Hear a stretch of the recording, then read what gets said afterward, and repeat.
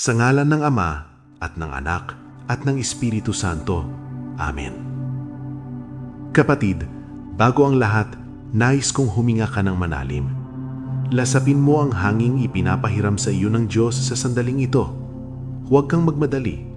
Sa bawat paghinga mo, isipin mo na ang kapayapaan ng Panginoon ay pumapasok sa iyong puso. At sa bawat paghinga mo palabas, pinapalaya mo ang lahat ng takot, lahat ng pag-aalala, at lahat ng bigat na iyong dinadala.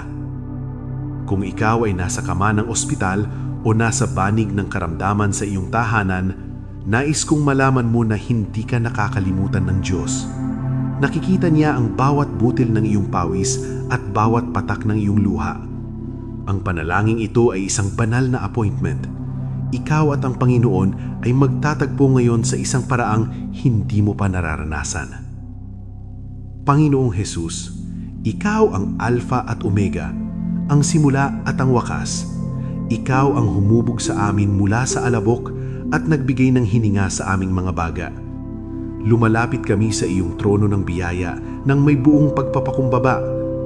Kinikilala namin, Lord, na kami ay tao lamang, marupok, mahina at madaling magkamali. Bago namin hilingin ang himala ng kagalingan para sa aming mga katawan, isinasamo namin ang iyong kapatawaran. Patawarin mo kami sa aming mga kasalanan sa isip, sa salita at sa gawa. Patawarin mo kami kung hinayaan naming lamunin kami ng galit, ng pait at ng hindi pagpapatawad. Sinasabi sa iyong salita na ang kalusugan ng kaluluwa ay daluyan ng kalusugan ng katawan. Kaya naman, sa sandaling ito, tinuturuan mo kaming magbitiw. Panginoon, sinisiyasat namin ang bawat sulok ng aming puso. Mayroon bang mga tao na hanggang ngayon ay kinagagalitan namin? Mayroon bang sugat ng nakaraan na naging lason sa aming sistema? Sa iyong pangangan, Jesus, pinipili naming magpatawad ngayon. Pinapatawad namin ang mga taong nang iwan sa amin, ang mga taong nagtraidor sa amin, at ang mga taong naging sanhi ng aming matinding stress at trauma. Binibitawan na namin ang lahat ng pait. Hugasan mo kami ng iyong mahalagang dugo. Linisin mo ang aming konsensya. Alisin mo ang anumang spiritual na blockage na naghahadlang sa daloy ng iyong healing power. Lord, alisin mo rin ang takot sa loob ng aming isipan. Ang takot sa diagnosis ng doktor, ang takot sa operasyon, ang takot sa gastusin, at ang takot sa kamatayan. Sa sandaling ito, pinalalayas namin ang espiritu ng takot sa pangalan ni Jesus, sapagkat hindi mo kami binigyan ng espiritu ng katakutan, kundi ng kapangyarihan, pag-ibig at mahusay na pag-iisip. Lord, i-relax mo ang buong katawan, mula sa aming noo, sa aming mga balikat, hanggang sa dulo ng aming mga paa. Maramdaman nawa namin ang iyong banal na haplos. Hayaan mong ang iyong kapayapaan na lampas sa lahat ng pag-unawa ang siyang maghari. Handa na kami, Panginoon, na maging malinis na sisidlan para sa iyong dakilang himala. Manatili ka sa amin. Amen. Ngayon, Panginoong Jesus, bilang aming dakilang manggagamot, isinasagawa namin ang isang espiritual na operasyon sa katawan ng aming kapatid na nakikinig. Gamit ang iyong mapagpagaling na kamay, hipuin mo ang bawat organ, bawat tissue at bawat selula. Mula sa tuktok ng kanyang ulo, Lord, ayusin mo ang bawat neurotransmitter sa kanyang utak. Sa mga dumaranas ng stroke, aneurysm o anumang neurological disorder, inuutusan namin ang bawat ugat na bumukas. Muling dumaloy ang buhay. Ibalik ang lakas sa bawat bahagi ng katawan na paralisado.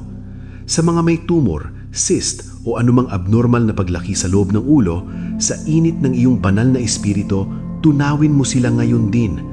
Gaya ng yelo na natutunaw sa init ng araw, hayaang maglaho ang bawat karamdaman sa utak.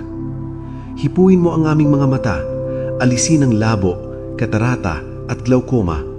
Buksan ang aming mga tenga upang marinig ang iyong tinig. Hipuin mo ang aming lalamunan, ang aming thyroid at ang aming vocal cords. Bumaba ka sa aming mga baga, Panginoon. Ikaw ang nagbigay ng hininga kay Adan. Hingingahan mo ng bagong buhay ang mga bagang ito. Alisin mo ang pneumonia, tuberculosis, asthma at lahat ng infection sa virus. Paluwagin ang paghinga ng aming kapatid. Hayaang na bawat hininga niya ay maging puno ng iyong lakas. Dumako ka sa aming puso. Ikaw ang sentro ng buhay. Ayusin mo ang bawat valve, bawat artery at bawat ugat. Linisin mo ang dugo mula sa kolesterol at anumang bara. Sa mga may mataas na blood pressure at irregular heartbeat, inuutusan namin ang aming puso na tumibok ayon sa iyong banal na ritmo. Linisin mo ang aming dugo mula sa leukemia, anemia at lahat ng uri ng toxins. Hayaang na ang iyong banal na dugo ang magsilbing gamot na dumadaloy sa bawat ugat namin. Hipuin mo ang aming sikmura at mga internal organs. Pagalingin mo ang ulcer, GERD at lahat ng sakit sa bituka. Sa atay, bato at pancreas, kayo ang mga filter ng aming buhay. Linisin mo sila. Sa mga kapatid naming sumasahililam sa dialysis, Panginoon, nagsusumamo kami para sa isang himala. Buhayin mo ang kanilang kidneys. Pababain ang kanilang creatinine levels. Ipakita mo na ikaw ang Diyos na nagpapanumbalik ng tissue. Sa mga may diabetes, ayusin mo ang pancreas para maging normal ang insulin at sugar levels. At laban sa espiritu ng cancer, kami ay tumitidig ng banal na autoridad. Ano man ang stage nito, sa pangalan ni Jesus, inuutusan namin ang bawat malignant cell na matuyo mula sa ugat. Hindi kayo kabilang sa templo ng Diyos. Mamatay kayo at huwag nang bumalik. Lord, palakasin mo ang immune system ng aming kapatid para labanan ang bawat mikrobyul at sakit. Sa aming mga buto at kasukasuan, alisin ang bawat kirot ng arthritis, gout at back pain. Padaluyan mo ang iyong banal na langis sa bawat joint. Patibayin mo ang aming mga tuhod at gulad. Panginoon, ikaw ang aming Jehovah Rapha. Ang bawat bahagi ng aming katawan ay sumunod sa iyong disenyo ng kalusugan at kalakasan. Amen. Kapatid, manatili ka sa posisyon ng pagtanggap. Huwag mong tignan ang iyong nararamdaman, kundi tignan mo ang krus ng Kalbaryo. Doon, kinuha na ni Jesus ang lahat ng iyong hapdi. Sinasabi sa Isaiah 53 verse 5, sa pamamagitan ng kanyang mga sugat, tayo ay pinagaling. Ang katotohanan ito ay mas mataas kaysa sa anumang ulat ng laboratorio. Ang ulat ng Diyos ay nagsasabing ikaw ay malaya na. Tinatanggihan namin ang bawat ulat ng tao na nagsasabing wala ng pag-asa, sapagkat ang imposible sa tao ay posibleng-posible sa Diyos. Salamat Panginoon dahil nararamdaman na namin ang pagbabago sa aming katawan. Salamat dahil ang init ng iyong presensya ay nagpapalayas sa bawat lamig ng sakit. Salamat dahil ang kagunihawaan ay dumadaloy na ngayon. Hindi kami maghihintay na makalabas ng ospital bago kami magpuri. Ngayon pa lang sa gitna ng pagsubok, itinataas namin ang aming mga kamay sa pasasalamat. Salamat sa bagong lakas ng aming mga kalamnan. Salamat sa maayos na pagtulog na ibibigay mo sa amin ngayong gabi. Salamat dahil ang aming gana sa pagkain ay babalik na at ang aming sigla ay muling sisibol. Lord, basbasan mo rin ang mga kamay ng mga manggagamot, nurse at lahat ng nag-aalaga sa amin. Bigyan mo sila ng karunungan na mula sa iyo. Ngunit higit sa lahat, ikaw ang aming pinagtitiwalaan. Hinihiling din namin ang iyong pagpapala sa aming pamilya. Alisin ang kanilang pag-aalala. Punan mo ang bawat pangangailangang pinansyal na dala ng aming karamdaman. Ipakita mo na ikaw ang aming provider, ang aming Jehovah Jireh. Hayaan mong ang himalang ito ay maging mitya ng pananampalataya para sa lahat ng mga nakakakita sa amin. Ipinapayag namin na ang aming kapatid ay mabubuhay at hindi mamamatay. Siya ay tatayo at ipapahayag ang mga dakilang gawa ng Panginoon. Ang bawat bukas na kanyang haharapin ay magiging isang buhay na patotoo ng iyong kabutihan. Salamat sa bagong buhay. Salamat sa bagong pag-asa. Salamat dahil hindi mo kami iniwan at hindi mo kami pinabayaan. Naniniwala kami na ang panalangin ito ay selyado na ng iyong banal na dugo at ang sagot ay dumarating na ng may kabilisan. Kapatid, kung naramdaman mo ang haplos ng Diyos, angkinin mo ito. I-type mo ang Amen sa iyong puso at sa iyong isip bilang tanda ng iyong pagsang-ayon sa himalang ito. Malaya ka na sa pangalan ni Jesus. Ang lahat ng papuri, pagsamba at pasasalamat ay ibinabalik namin sa iyo, aming Diyos at aming tagapagligtas, sa makapangyarihang pangalan ni Jesus, ang aming Panginoon. Amen at Amen. Sa ngalan ng Ama at ng Anak at ng Espiritu Santo. Amen. Kapatid, bago ang lahat, nais kong huminga ka ng manalim. Lasapin mo ang hanging ipinapahiram sa iyo ng Diyos sa sandaling ito. Huwag kang magmadali. Sa bawat paghinga mo, isipin mo na ang kapayapaan ng Panginoon ay pumapasok sa iyong puso. At sa bawat paghinga mo palabas, pinapalaya mo ang lahat ng takot, lahat ng pag-aalala, at lahat ng bigat na iyong dinadala. Kung ikaw ay nasa kama ng ospital o nasa banig ng karamdaman sa iyong tahanan, nais kong malaman mo na hindi ka nakakalimutan ng Diyos. Nakikita niya ang bawat butil ng iyong pawis at bawat patak ng iyong luha. Ang panalangin ito ay isang banal na appointment. Ikaw at ang Panginoon ay magtatagpo ngayon sa isang paraang hindi mo pa nararanasan. Panginoong Jesus, Ikaw ang Alpha at Omega, ang simula at ang wakas. Ikaw ang humubog sa amin mula sa alabok at nagbigay ng hininga sa aming mga baga. Lumalapit kami sa iyong trono ng biyaya nang may buong pagpapakumbaba. Kinikilala namin, Lord, na kami ay tao lamang, marupok, mahina at madaling magkamali. Bago namin hilingin ang himala ng kagalingan para sa aming mga katawan, isinasamo namin ang iyong kapatawaran. Patawarin mo kami sa aming mga kasalanan sa isip, sa salita at sa gawa. Patawarin mo kami kung hinayaan naming lamunin kami ng galit, ng pait at ng hindi pagpapatawad. Sinasabi sa iyong salita na ang kalusugan ng kaluluwa ay daluyan ng kalusugan ng katawan. Kaya naman, sa sandaling ito, tinuturuan mo kaming magbitiw. Panginoon, sinisiyasat namin ang bawat sulok ng aming puso. Mayroon bang mga tao na hanggang ngayon ay kinagagalitan namin? Mayroon bang sugat ng nakaraan na naging lason sa aming sistema? Sa iyong pangangan, Jesus, pinipili naming magpatawad ngayon. Pinapatawad namin ang mga taong nang iwan sa amin, ang mga taong nagtraidor sa amin, at ang mga taong naging sanhi ng aming matinding stress at trauma. Binibitawan na namin ang lahat ng pait. Hugasan mo kami ng iyong mahalagang dugo. Linisin mo ang aming konsensya. Alisin mo ang anumang spiritual na blockage na naghahadlang sa daloy ng iyong healing power. Lord, alisin mo rin ang takot sa loob ng aming isipan. Ang takot sa diagnosis ng doktor, ang takot sa operasyon, ang takot sa gastusin, at ang takot sa kamatayan. Sa sandaling ito, pinalalayas namin ang espiritu ng takot sa pangalan ni Jesus, sapagkat hindi mo kami binigyan ng espiritu ng katakutan, kundi ng kapangyarihan, pag-ibig at mahusay na pag-iisip. Lord, i-relax mo ang buong katawan, mula sa aming noo, sa aming mga balikat, hanggang sa dulo ng aming mga paa. Maramdaman nawa namin ang iyong banal na haplos. Hayaan mong ang iyong kapayapaan na lampas sa lahat ng pag-unawa ang siyang maghari. Handa na kami, Panginoon, na maging malinis na sisidlan para sa iyong dakilang himala. Manatili ka sa amin. Amen. Ngayon, Panginoong Jesus, bilang aming dakilang manggagamot, isinasagawa namin ang isang espiritual na operasyon sa katawan ng aming kapatid na nakikinig. Gamit ang iyong mapagpagaling na kamay, hipuin mo ang bawat organ, bawat tissue at bawat selula. Mula sa tuktok ng kanyang ulo, Lord, ayusin mo ang bawat neurotransmitter sa kanyang utak. Sa mga dumaranas ng stroke, aneurysm o anumang neurological disorder, inuutusan namin ang bawat ugat na bumukas.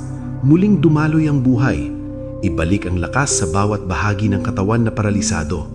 Sa mga may tumor, cyst o anumang abnormal na paglaki sa loob ng ulo, sa init ng iyong banal na espiritu, tunawin mo sila ngayon din. Gaya ng yelo na natutunaw sa init ng araw, hayaang maglaho ang bawat karamdaman sa utak. Hipuin mo ang aming mga mata, alisin ang labo, katarata at glaucoma. Buksan ang aming mga tenga upang marinig ang iyong tinig. Hipuin mo ang aming lalamunan, ang aming thyroid at ang aming vocal cords. Bumaba ka sa aming mga baga, Panginoon. Ikaw ang nagbigay ng hininga kay Adan. Hingingahan mo ng bagong buhay ang mga bagang ito. Alisin mo ang pneumonia, tuberculosis, asthma at lahat ng infection sa virus. Paluwagin ang paghinga ng aming kapatid. Hayaang na bawat hininga niya ay maging puno ng iyong lakas. Dumako ka sa aming puso. Ikaw ang sentro ng buhay. Ayusin mo ang bawat valve, bawat artery at bawat ugat. Linisin mo ang dugo mula sa kolesterol at anumang bara. Sa mga may mataas na blood pressure at irregular heartbeat, inuutusan namin ang aming puso na tumibok ayon sa iyong banal na ritmo. Linisin mo ang aming dugo mula sa leukemia, anemia at lahat ng uri ng toxins. Hayaang na ang iyong banal na dugo ang mangsilbing gamot na dumadaloy sa bawat ugat namin. Hipuin mo ang aming sikmura at mga internal organs. Pagalingin mo ang ulcer, GERD at lahat ng sakit sa bituka. Sa atay, bato at pancreas, kayo ang mga filter ng aming buhay. Linisin mo sila. Sa mga kapatid naming sumasahililam sa dialysis, Panginoon, nagsusumamo kami para sa isang himala. Buhayin mo ang kanilang kidneys. Pababain ang kanilang creatinine levels. Ipakita mo na ikaw ang Diyos na nagpapanumbalik ng tissue. Sa mga may diabetes, ayusin mo ang pancreas para maging normal ang insulin at sugar levels. At laban sa espiritu ng cancer, kami ay tumitidig ng banal na autoridad. Ano man ang stage nito, sa pangalan ni Jesus, inuutusan namin ang bawat malignant cell na matuyo mula sa ugat. Hindi kayo kabilang sa templo ng Diyos. Mamatay kayo at huwag nang bumalik. Lord, palakasin mo ang immune system ng aming kapatid para labanan ang bawat mikrobyo at sakit. Sa aming mga buto at kasukasuan, alisin ang bawat kirot ng arthritis, gout at back pain. Padaluyan mo ang iyong banal na langis sa bawat joint. Patibayin mo ang aming mga tuhod at gulad. Panginoon, ikaw ang aming Jehovah Rapha. Ang bawat bahagi ng aming katawan ay sumunod sa iyong disenyo ng kalusugan at kalakasan. Amen. Kapatid, manatili ka sa posisyon ng pagtanggap. Huwag mong tignan ang iyong nararamdaman, kundi tignan mo ang krus ng Kalbaryo. Doon, kinuha na ni Jesus ang lahat ng iyong hapdi. Sinasabi sa Isaiah 53 verse 5, sa pamamagitan ng kanyang mga sugat, tayo ay pinagaling. Ang katotohanan ito ay mas mataas kaysa sa anumang ulat ng laboratorio. Ang ulat ng Diyos ay nagsasabing ikaw ay malaya na. Tinatanggihan namin ang bawat ulat ng tao na nagsasabing wala ng pag-asa, sapagkat ang imposible sa tao ay posibleng-posible sa Diyos. Salamat, Panginoon, dahil nararamdaman na namin ang pagbabago sa aming katawan. Salamat dahil ang init ng iyong presensya ay nagpapalayas sa bawat lamig ng sakit. Salamat dahil ang kagunihawaan ay dumadaloy na ngayon. Hindi kami maghihintay na makalabas ng ospital bago kami magpuri. Ngayon pa lang sa gitna ng pagsubok, itinataas namin ang aming mga kamay sa pasasalamat. Salamat sa bagong lakas ng aming mga kalamnan. Salamat sa maayos na pagtulog na ibibigay mo sa amin ngayong gabi. Salamat dahil ang aming gana sa pagkain ay babalik na at ang aming sigla ay muling sisibol.